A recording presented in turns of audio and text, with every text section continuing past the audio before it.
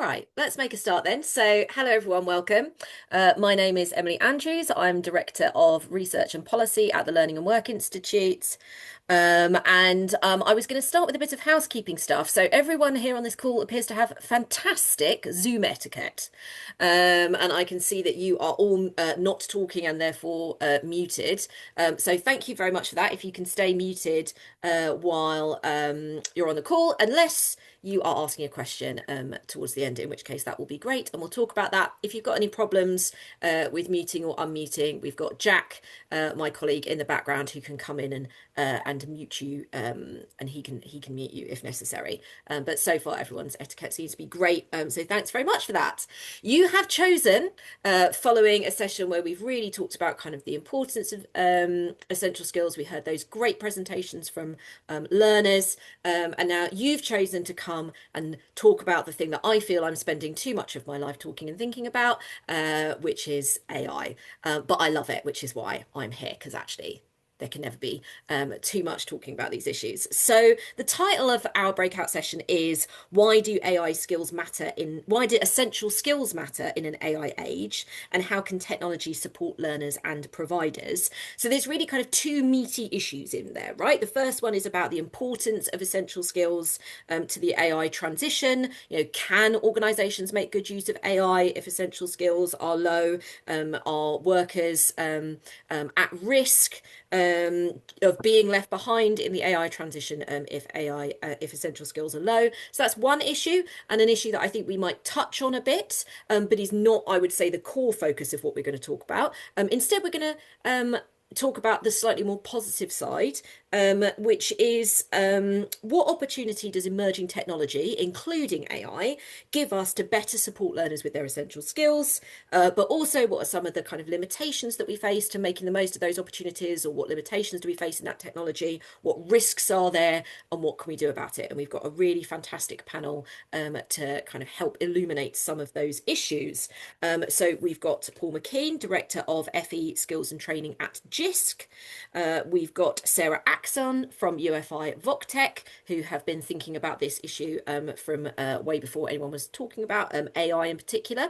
Then we're going to hear a bit of practice from Henry Populock, who's the co-founder of Lingly, an AI-powered platform for ESOL learners.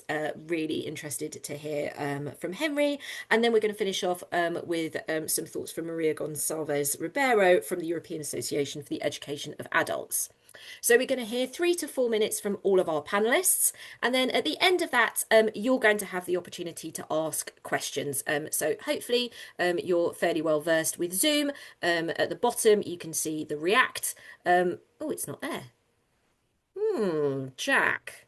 I will ask you, while everyone is talking, to put instructions for Q&A in the chat. If people are unable to raise their hands, which I think they might be, then you can type your question into the chat, or note in the chat that you want to ask a question, and I will call on you. And then you can unmute and ask your question at that point. But first, let's hear from our panel of speakers. And we're going to start with Paul. Over to you. Thanks very much. Excuse me. And good afternoon, everyone. Great to see so many people here for obviously this interesting panel, and great to be involved in the earlier discussions as well, to hear from learners. So just starting off, in an AI-enabled system, essential skills are evolving. They're not being replaced. We've just had a brief discussion before we joined the call to talk about whether jobs are going to be displaced or actually created. And I'm a great believer that more jobs are going to be created through the development of AI. They're going to be displaced. There'll be a change in the way that we work, not necessarily a complete different type of work that we'll be doing. And essential skills have a really key role to play. And because they're going to need to evolve, because we have digital essential skills already, there is a real need for the digital essential skills framework that currently exists to evolve in its own right. And we're delighted at GIST to be working with DSIT, that's the Department for Science, Innovation and Technology, to look at the refresh of that framework. And the framework is absolutely going to take account of the changes and development of AI. And that relates to the fact of having AI-enabled capabilities and literacies, such as summarizing information, problem solving with digital skills, and critically evaluating outputs, a real necessity as AI tools become more and more pervasive and available to everyone across the workforce and indeed in education. But just as importantly, we need to emphasize ethics, safety, and critical thinking, recognizing that bias and misinformation and the limitations of AI, as Emily alluded to a few moments ago. So, in an AI world, the core becomes critical thinking over content recall, judgment over task execution, so actually recognizing whether what AI is telling you to do is the right thing rather than just doing it, and the adaptability over fixed skill sets. So really building with AI kind of an augmentation, so making sure that people in the appropriate roles are able to use AI when it's appropriate to do so. And in order to do that, it's really critical that people have the right guardrails in place, so they are using AI safely and ethically. Now, as AI becomes more pervasive, it means that the use of or the availability of digital infrastructure and data is far more critical. It becomes a foundation really to everybody, not just in the world of work, but in the world of learning too. So it's really important that everybody has access, and this really now builds on this concern, I suppose, that we have around the inequities and the increasing digital divide that is potentially going to happen if people don't have access to devices, connectivity, the skills to use them, but critically the tools. And in a fast-moving AI space, we see that there is a potential benefit for somebody that can afford to pay for AI tools that are certainly more beneficial and appropriate for them to use over somebody who potentially cannot afford to use them. So not only have we got a digital divide, whether people have access to digital tools more generally, but if they're then unable to afford AI tools, it can exacerbate that digital divide, particularly when AI now is being used in the vast majority of cases on job applications, within work and so forth. So I'm trying to focus on the positive. And the positive for me is AI tools can absolutely support inclusion. I know that we're going to hear from Henry in a minute talking about ESOL, and we're very aware at JISC of the use of very basic generative AI tools. So Microsoft Translate being used in Hull College, and they are really using that to engage and allow participation of English for second language students right from the outset of them joining the college. So somebody who comes in with no English language skills at all are able to engage with the college through these Translate tools to have communications and engagement in the beginning, to understand induction and so forth before they even get into a learning pathway. And we've seen particular unintended consequences of that, in that learners are taking away Microsoft Translate and being able to use it as a part of their essential skills with their GP practices, enabling them to access finance and bursaries and things like that, and also being able to communicate better at home and support that in their home life activities with the day-to-day shopping and other aspects. I'll stop there because I know we've got quite a bit to hear from the other participants. Back to you, Emily.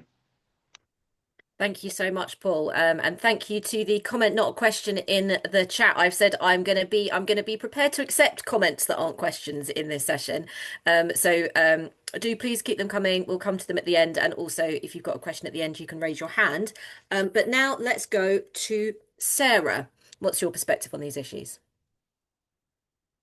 Hello, thanks, thanks, Paul. I think I might as well go home now. You covered such a broad range of topics. I mean, maybe I'll just put the meat on the bones of some of that, because I mean, I think you're absolutely right that when we're talking about developing essential skills in AI age, for me, the starting point is equity, and I think you're absolutely right. So the kind of logic goes, the people most likely to benefit from digital tools are often the people most likely to face the barriers. And we know this: barriers to confidence, time, previous negative experiences.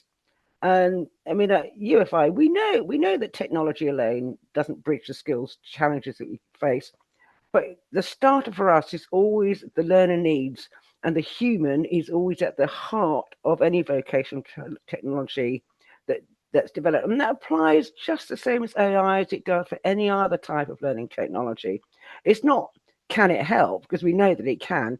It's how, what kind of technology, designed in what way, and supported by what wraparound wraparound help will help best. You're very familiar with how AI gets integrated into learning tools, how it personalizes, and how it gives us more tools than we've ever had before to develop really excellent learning tools. I mean, we at UFI we've seen this in practice because we've been funding this stuff since for quite a long time now. I think our first AI project was in 2022. And we funded all sorts. We funded projects that use AI to help people practice difficult conversations in real time. And there's one that I'm really excited about at the moment where Synaptic is developing an AI-powered tool that gives apprentices instant personalized examiner level feedback on the photo and video evidence they submit for endpoints assessments. Because for your e-portfolio, you submit your evidence, your video evidence, and that can be up to 40% of your endpoint assessment. But then you've got to wait for your tutor, and that could be 4-6 weeks. And in the meantime, you're kind of whistling in the dark. But with this tool, you can upload your evidence, and there's immediate AI-driven feedback on what competencies you've met and where the gaps are. And I think it's just amazing. And I think the second point, I was going to just pick up on what you said, which is about how these same technologies that support teaching and learning are also creating new learning requirements of their own. And I was very interested to hear what you were saying about the development of the skills framework, and I'd certainly be interested in hearing more about that. But what I suppose I want to conclude with is that for us, and the starting point of the UFI Trust is whatever we do, is the learning comes first. Technology, although we're a technology funder, it's not a magic solution. And for me, is that while AI is the most tremendous, amazing technology, the risk is that we're going to be spending money on AI-powered tools without first asking whether the people we most want to reach have the foundations to benefit from them. And that is where the essential skills come in. Excellent. Thank you so much, Sarah. Henry, tell us a bit about how you are I think, a good news story about how you're using these technologies to make a difference. Yeah, thanks very much, Emily. Good to have the opportunity to speak here. So just to introduce myself, so I'm co-founder of a company called Lingley AI. So Lingley is a vocational English learning platform. So today we work with over 10 different local authorities and employment programs like the Restart program, like Connect to Work. And the whole mission of Lingley is helping job seekers to get over the language barrier so they can get into sustained employment. So I think it'd be helpful to set a bit of context on that problem first, because by understanding that, then we can see, okay, how can AI actually help? So firstly, the best data that we have on this is back from the 2021 census. And in that census, 165,000 people essentially were unable to find a job because their English isn't good enough. 165,000 people. So as you can see, it's a wide scale, but it's not just people that are looking for a job. It's also people that are underemployed, so that they have a degree, but they're not employed to their full potential. And in the 2021 census, there's 75,000 skilled workers in that situation. So I suppose that's the first point, is ESOL, helping learners, is a problem of scale. There's a lot of people that need help. So with Lingley, we've been in this space for over 5 years now. And one of the things that we've always done as we've developed Lingley is, to Sarah's point earlier, is put the learner first. And that means interviewing people who are using the technology, understanding what they really need, understanding their pain points. So I'm going to share some of our findings from that to help you understand what it's like to have a language barrier and be looking for a job or be unable to sustain a job. The first point about these people that are in this situation is the dialects in the UK. So a lot of people will pass some kind of IELTS qualification, and then they'll arrive and they'll be in East London, or they'll be in Cornwall, they'll be in Norfolk, they'll be in Liverpool, they'll be in the Northeast. And people from the UK on this call will immediately realize, okay, yeah, there's lots of different accents and slang involved in those places. But for people in that situation in the workplace, they immediately face a barrier that they're not prepared for. Secondly, that we use a lot of slang across the UK. So a lot of people will know the word for a cup of tea, but like in Finland, how they have 100 words for snow, we have 100 words for a cup of tea in the UK. So words like cuppa or brew just don't come up in typical courses. And people are put in situations where they don't understand that. But I think the thread across different workplaces is precise communication. And the point there is that it's very different depending on what type of job you're doing. So we've done a lot of work in adult social care. And there it's very important that you can use objective language to write in your care notes, whereas that's different to in a hospitality situation or warehousing. And I suppose the point I'm making there is that every learner will be facing a different situation. So they'll be in a different part of the UK, they'll be going into a different sector. And previously, in kind of pre-AI times, the analog solution for that was a traditional ESOL class, which meant a lot of wait lists. It meant going into a group setting where a teacher was doing their absolute best, but had to help a lot of people in that same situation. And ultimately, the real thing that we need to improve to help people into the workplace and stay in the workplace is confidence. And in group settings, when you're studying a language, it's not that effective at moving the dial on confidence. So with that context, then I'll talk a little bit about the sorts of things that AI can do that we're doing with Lingly today around the UK. So firstly, accents. So we have over 50 different accents now. There's amazing voice cloning technology these days. And that means that when you're studying on Lingly, you're actually interacting with characters who speak like your face in the real world. Secondly, in terms of vocational English training, so whether somebody is studying to go into the adult social care sector or whether they're studying to go into warehousing or whatever it might be, we have tailored courses. So we have over 100 different tailored programs that people can follow based on jobs that they can then practice real world scenarios, learn the technical vocabulary and study what they're going to need. And the point there is that kind of by studying exactly as close as you can as the real world, by making it super, super practical, you can really move the dial on someone's confidence. And just a couple of points to add on kind of how AI can really help people, and then I'll wrap up. I think the third one there is just around personal feedback. So great, we've got these individuals doing courses that reflect the situations they're going to face in the real world. Now, the real thing that makes a difference is that when I make a mistake, I don't just get told it's a mistake. I get explained, Henry, you said I is. That's not how you conjugate the verb to be in English.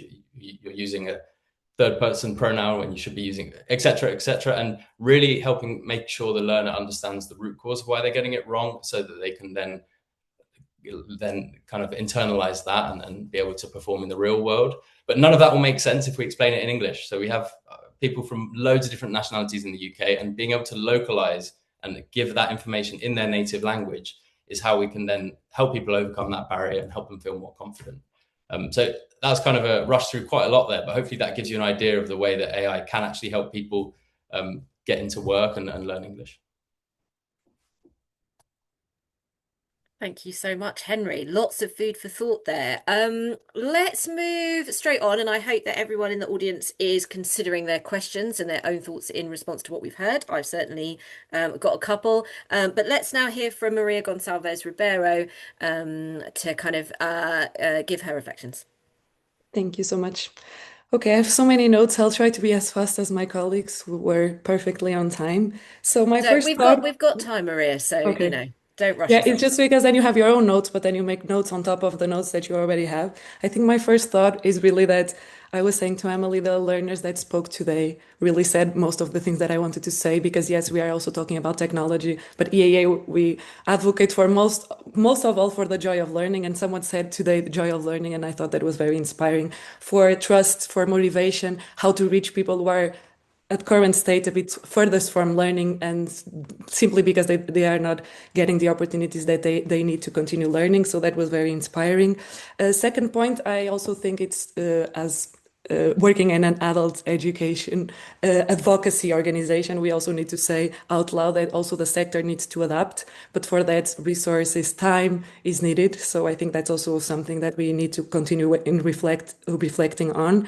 And also, I think ALES needs to adapt itself, but also obviously will be the main support for adults in this big adaptations that we are all facing. My third thought was also on this difference between teaching the learners and teaching the tools versus teaching with the tools. And I think this is Henry as a perfect example of this. These two things are important, but they are a bit different, and they come a bit in the discussions that I have with educators around Europe. So teaching the tools, yes, is important, but I think what's interesting and what we are trying to develop also as a pilot in a project in EAA is really how to integrate this technology within the learning process. I think that's how you can have both, right? Because learners will still feel confident in using the tools, but they are developing all the other essential skills that we'll be talking about this morning: health, citizenship, financial skills, which are also more important than ever. And I also had another thought on what one of the speakers was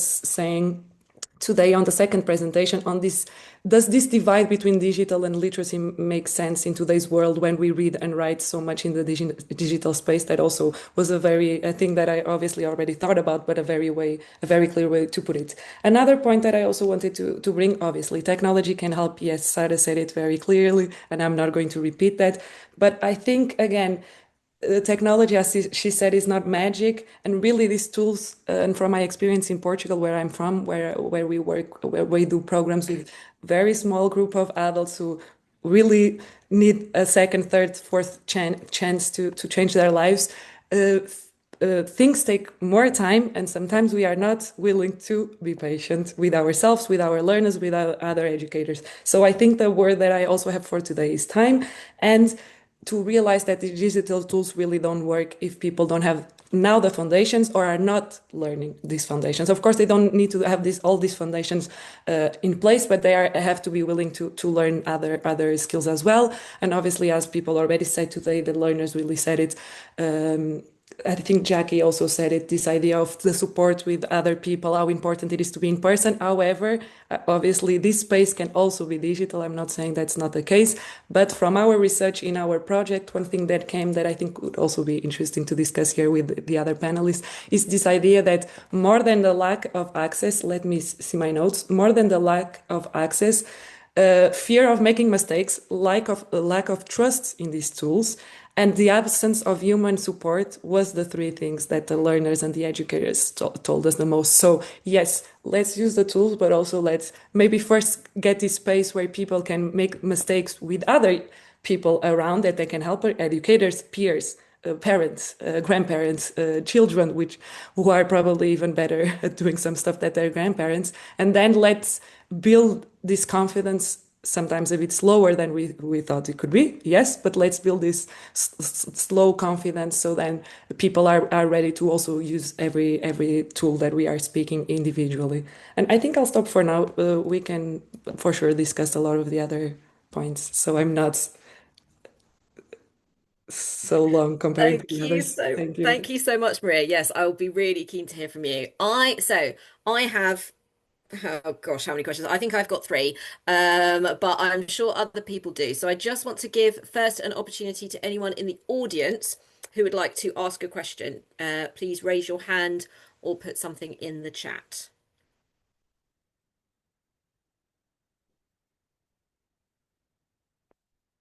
If not, I will take chair's prerogative. Okay, I'm going to take the chair's prerogative then, while you are thinking, and also this is open to our panelists as well if you've got things you want to kind of probe into more.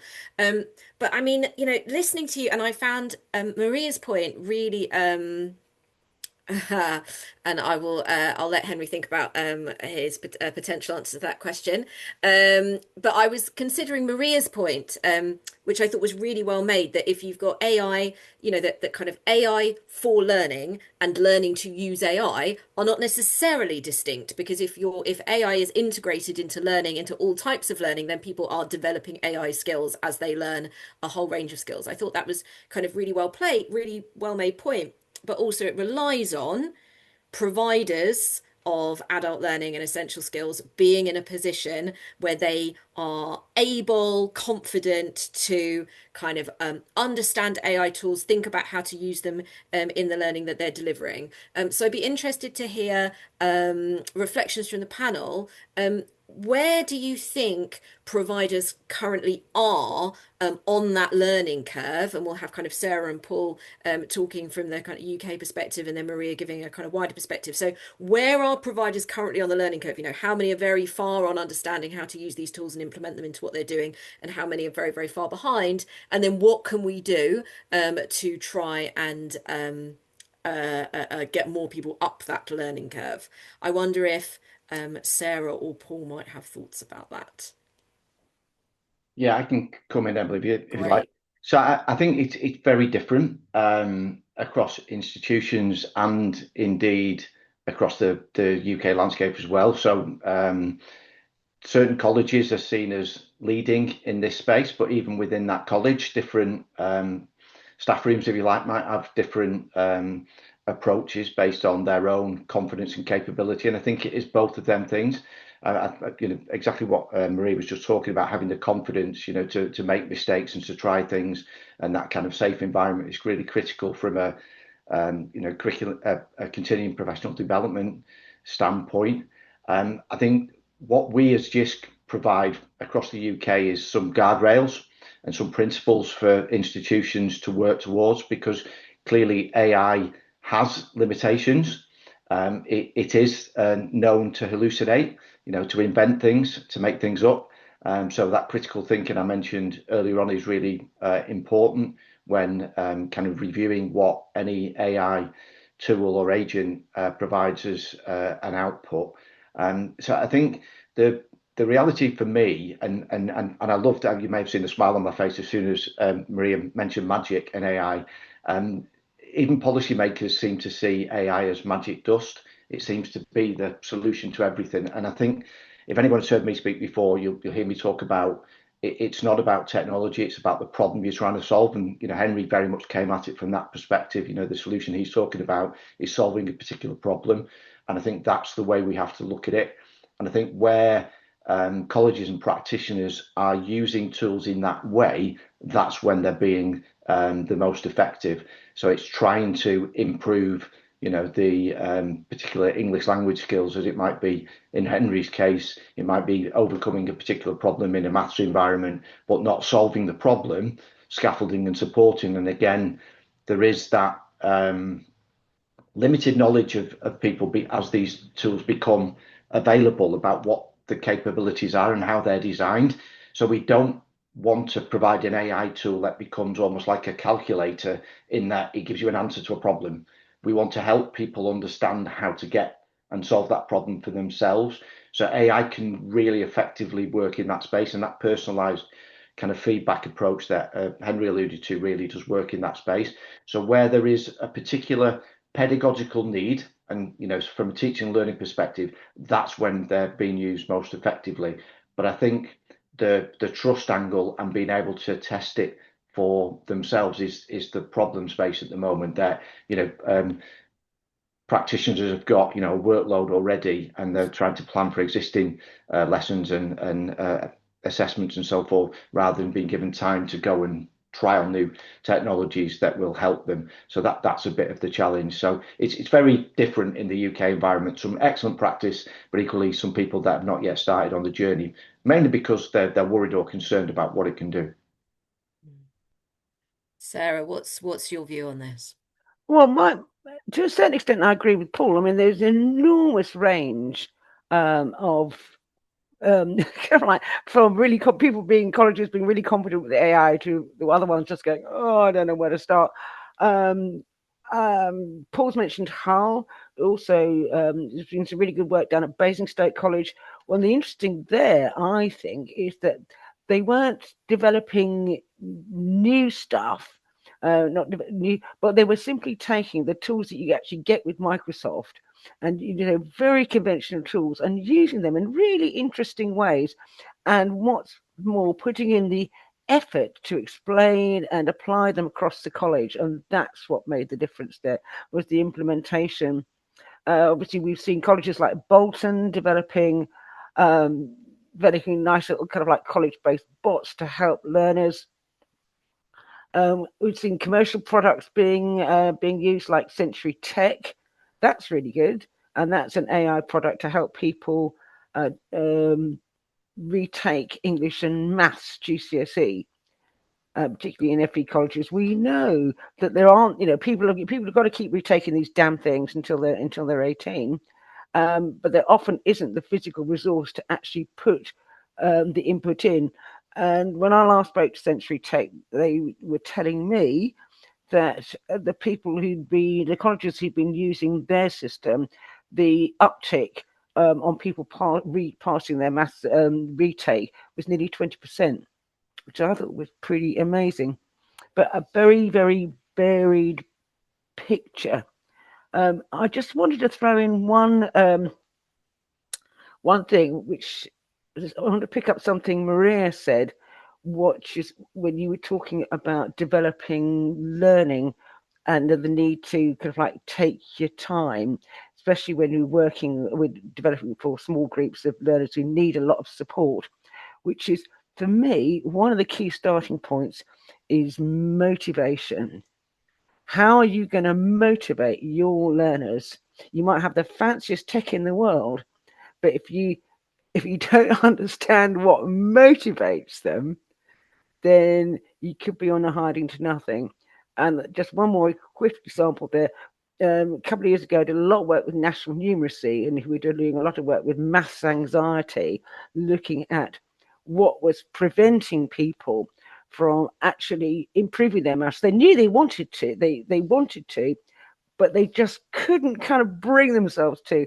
And the strongest motivation, and National Numeracy did a lot of research into motivation, and the strongest motivation they found was when their kids went to school, they wanted to help them do their homework.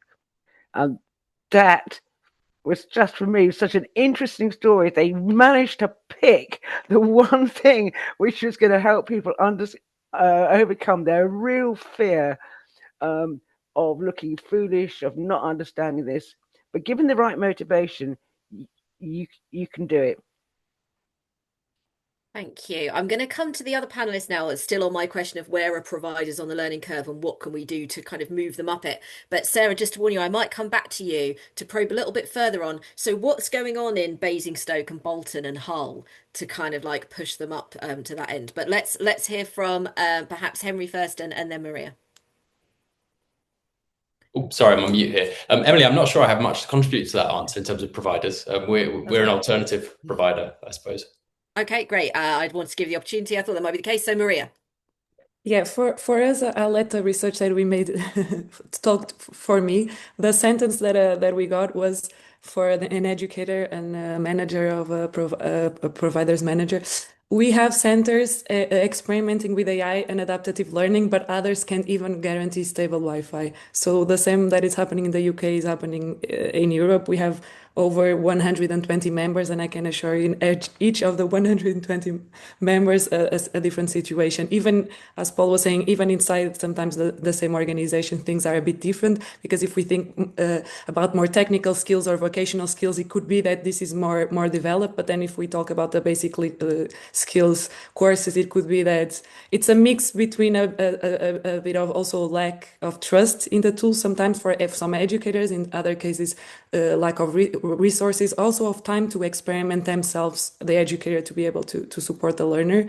And yeah, a lot of the times also infrastructure that is not in place. However, of course, because we are trying to get to be positive, there's hundreds of good examples. And I think one that I wanted to say that it's maybe a bit different from the other panelist context is because we work in non-formal or non-formal education. A lot of the organizations are, for example, NGOs around, are teams with, I don't know, 5 people, maybe 4 people trying to support learners. And in this case, even when they don't have the resources, there's a lot of nice opportunities to collaborate, for example, with the libraries that we also heard today, Isabel talking about it. Why not, if the library, sometimes public libraries can provide all these devices. So all this collaboration also with businesses, also with, I don't know, health employment services. I think that's where a lot of NGOs do amazing work, civil society in general. maybe to overcome their own barrier of lack of resources. So before I move on to kind of pick up some of the points in the chat, Sarah, do you have any thoughts on that question of like, what is it? What is the special sauce that's allowed particular providers in this country who are operating in that very, very structured context, to kind of try things out and make a difference? In terms of the FE colleges, I wish I could say that there was a secret sauce, but what I'm going to say, you will have heard about a million times before.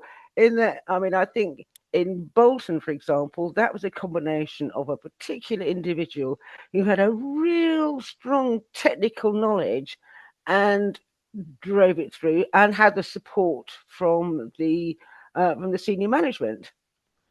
Senior management changed, project isn't going anymore. So that's kind of in Basingstoke as well. That was a combination of real support from the top, determined to drive through that change, and supporting a very kind of creative but pragmatic approach. Same thing with Hull, actually. Hull done a fantastic implementation on the ESOL stuff that they're doing, and doing stuff in different languages. And they just had a really practical approach, from kind of literally just using posters, but most of all, they ensured that all the staff were on board and listened to. So it wasn't seen as a top-down initiative; it was seen as something that everyone could contribute to. So kind of tried and tested ways of implementation, but crucially having senior management push from the top. It's normal. It's change management 101 stuff, isn't it? Paul, do you want to come in? Yeah, it did. Very much building on what Sarah's just said. I mean, it's very clear that the colleges that are successful in this area have a defined problem they're trying to solve. It's aligned to the pedagogy, the teaching and learning. They support the staff so they become confident and then capable. And as Sarah's really alluded to, they have institutional and strategic buy-in. So the support is provided for people to work in a safe environment. Funding or resources are made available to do that. And sadly, we see lots of advocacy from teachers and practitioners, but without that institutional leadership, they just become pilots, and only their classes benefit, and that's really sad.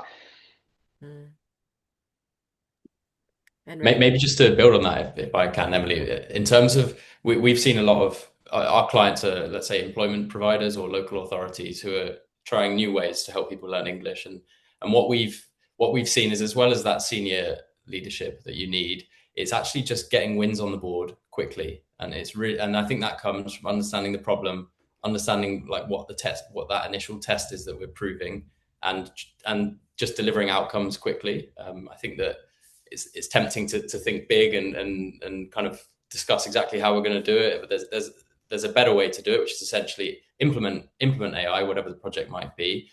Test it. If it did work, great. If it didn't work, okay, why didn't it work? Okay, cool. Let's solve that this week, and let's meet in a week. And just taking that kind of iterative approach that is kind of biased towards taking action instead of writing the perfect theory of how we're going to do it. Thanks, Henry. I tell you what, if Sarah's got something to respond to in that, let's hear that, and then I'm going to go to our question from the audience. I was just going to say very, very briefly that yes, quick wins, but also it's got to be so bloody obvious to everyone that these wins are real and not just hype. And I was thinking about Teachermatic, which I know, Paul, you're familiar with, which is a project that we first funded in 2022, which has gone on to be a big commercial success, which basically saves teachers' times in lesson preparation. And they've now got, what are they boasting? I think 60,000 teachers using it. And the reason that was so successful, and when it was great to see when they first put it up, they literally had queues. There were queues of teachers lining up to find out how to use this thing and where to get it, because it saved so much time.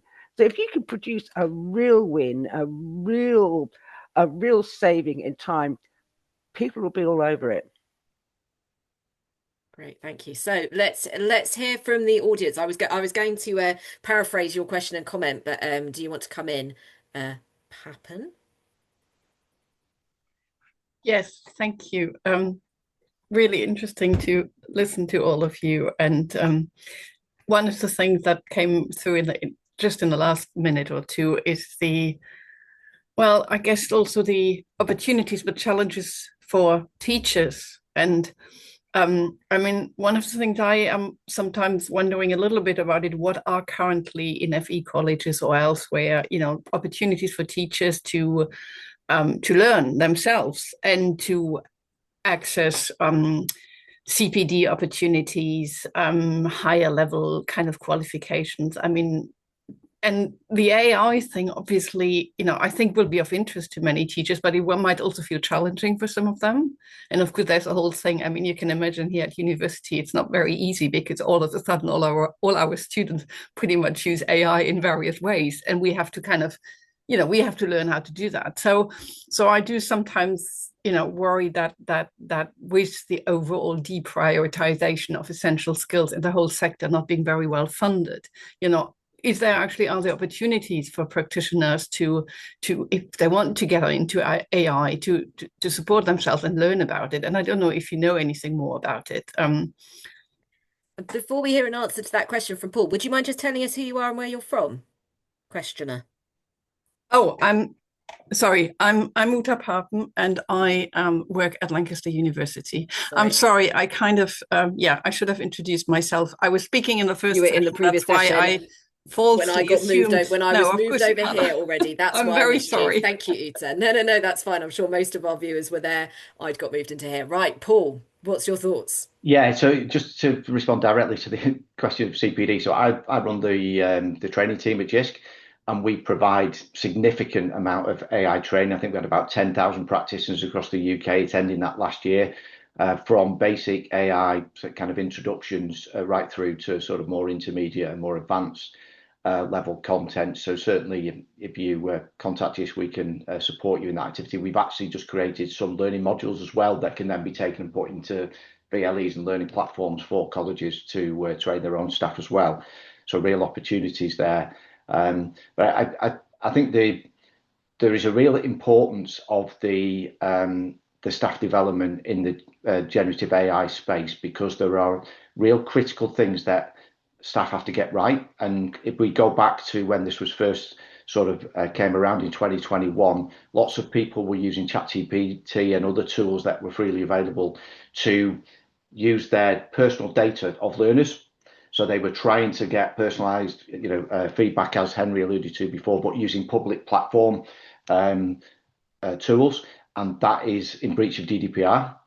There's real risks that people will, for the right reasons, make the wrong decisions, and I have to be clear about that they're doing it for the betterment of their learners, but without realizing they're putting personal information into these systems, which is not legally compliant with GDPR and other laws you'll hear about. AI sovereignty and so forth talked about on the political stage, because of the concerns that politicians have around the safety and security of these AI systems. So I just put in the chat the principles strategic framework that we provide for colleges, because it kind of goes through that. You need to have guardrails. You need to give people the safe environment to work within, because there is the danger that they want to run before they walk, and the kind of quick wins Henry alluded to, they become too quick without the considerations of safety and security, and that's really critical. Given JISC support the cybersecurity of the education workforce across the UK, we're really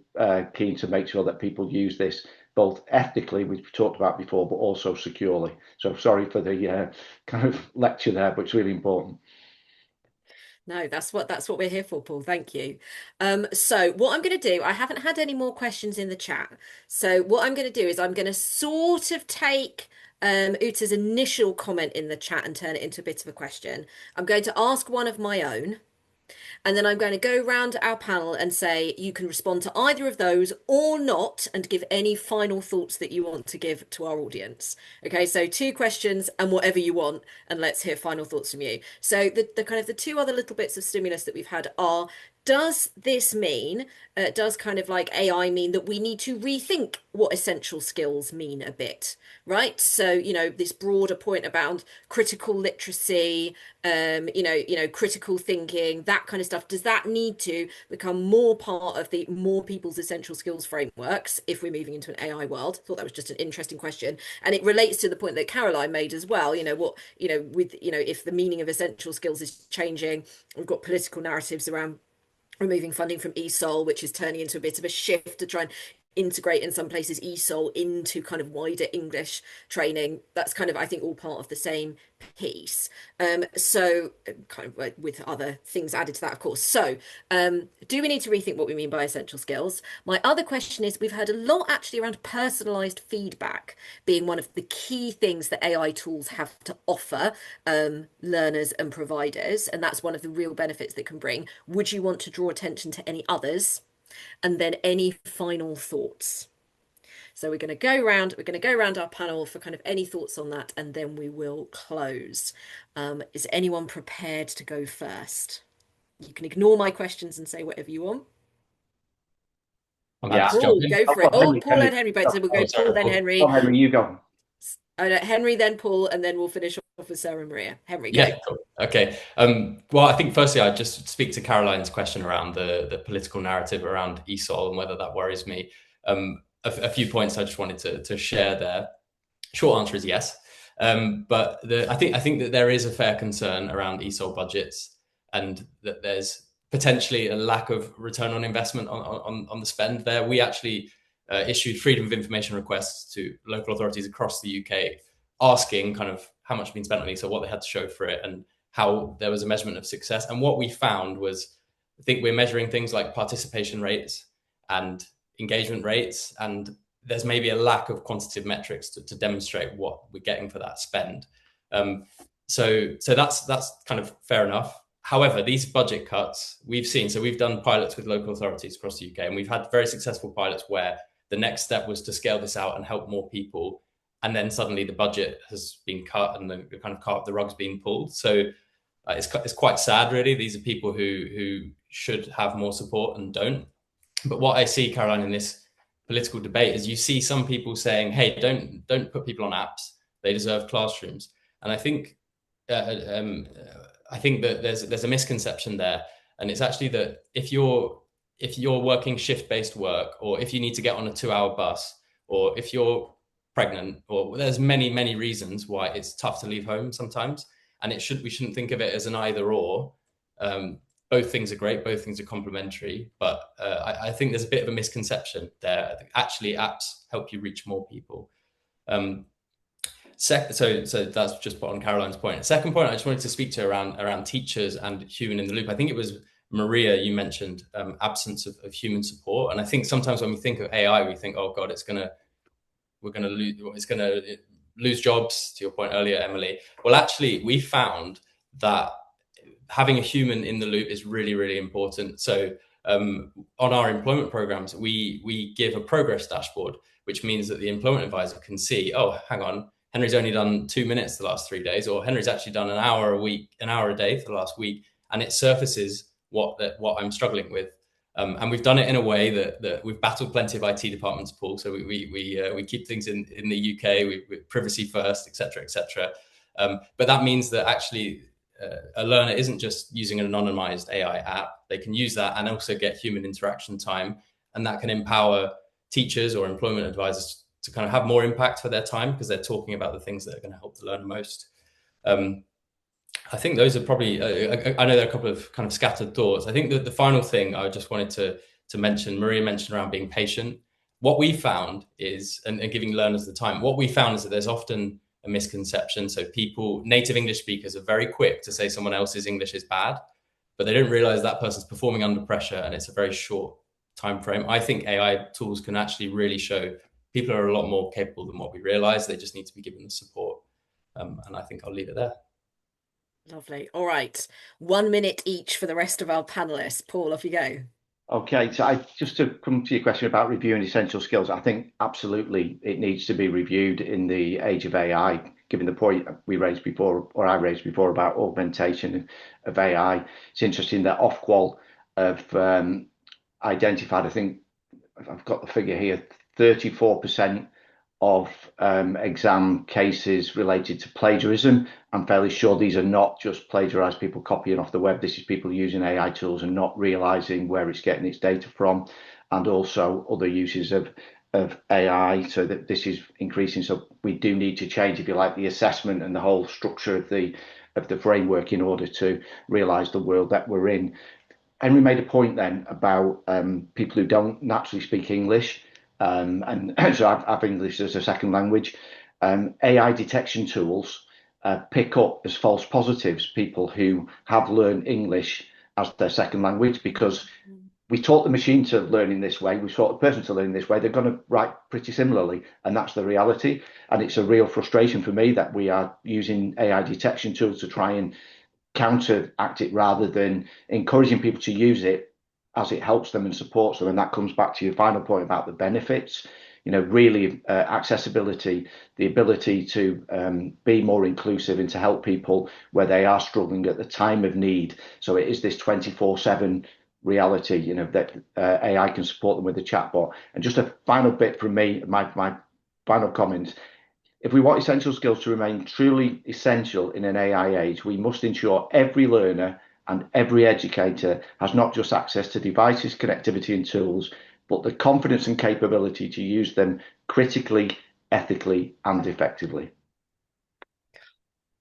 Okay, we're getting some mic drop moments here. Okay, Sarah. Okay, I just wanted to end on a really positive note, which is to, despite all of the kind of criticisms we can have, is just to recognize what an amazing tool generative AI is, and that you can now, it can speed up content creation. We can create words, images, music. We can code stuff. We can vibe code stuff in a way that is simply not possible.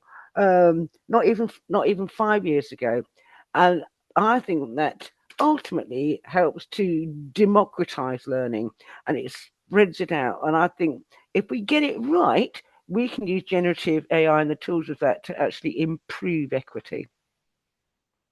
Excellent. Anne Maria.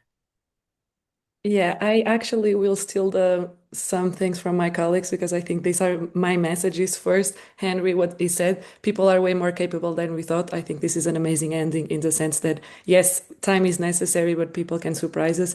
Two, what Paul says, more than devices, confidence. I think this is also something that EAA, we are advocating for more than anything else. And then this idea also of if being well used, can this help? Can this reach people who, for example, work and live in areas where there's no support? Can we reach these people? Because I'm from Portugal, but it's the same in the UK. It is true that living in the city center nowadays is completely different than living in a rural area. So also let's think how these tools can be a support also to democratize education. Thank you. Thank you so much. Thank you to everyone for ending on such a positive note. Thank you for everyone to keeping to time. So we've dug into so much there. I found it really stimulating. We're keen to continue this conversation. Learning and Work Institute is currently doing a piece of work around how organisations can be, or what are the skills that organisations need to develop in their workforces in order to make the most of the opportunities of AI and mitigate the risks, and how does our system need to change in order to support that. So keep an eye out for that in the autumn, and come to me if you've got any thoughts. And also this question on, I just have to pick up on Henry's point that, we still don't have the kind of really good cost benefit evidence which tells us this is what the value you're getting out of this investment. We're really keen to push more on that question, and we're looking for partners to help us do that. So watch this space and come back to me if you've got more thoughts. Thank you to our panel. Give a little virtual round of applause. I hope you had a really stimulating day. I did too, and that you all have a burst of applause. And I will let you all go now and have some lunch. Thank you so much for your time. Thanks, everyone. Thank you so much for your time. Thanks, everyone. Thank you. Ciao. Great.